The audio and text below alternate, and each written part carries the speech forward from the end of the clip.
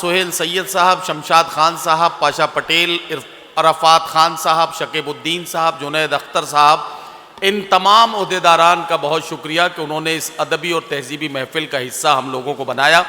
मैं इजहार तशक्कुर के लिए सोहेल भाई से गुजारिश करता हूँ माइक पर तशरीफ़ ले आएँ और तमाम सामीन और शोरा इकराम का शुक्रिया अदा कर दें।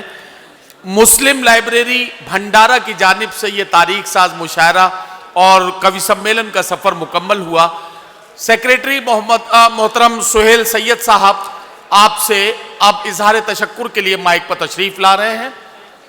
मैं यहाँ पे मौजूद तमाम लोगों का बहुत बहुत शुक्रिया अदा करता हूँ जो यहाँ से जा रहे हैं गेट तक, उनका भी शुक्रिया अदा करता हूँ कि जिन्होंने बहुत अच्छे से इस मुशायरे को सुना। और मैं तमाम शोहरा का भी शुक्रिया अदा करता हूँ कि बहुत अच्छा उन्होंने इस मुशायरे को कामयाब बनाया। और मेरी आप सभी से दिली इंतजा है कि आप लाइब्रेरी की तरक्की के लिए दुआ करें। शुक्रिया।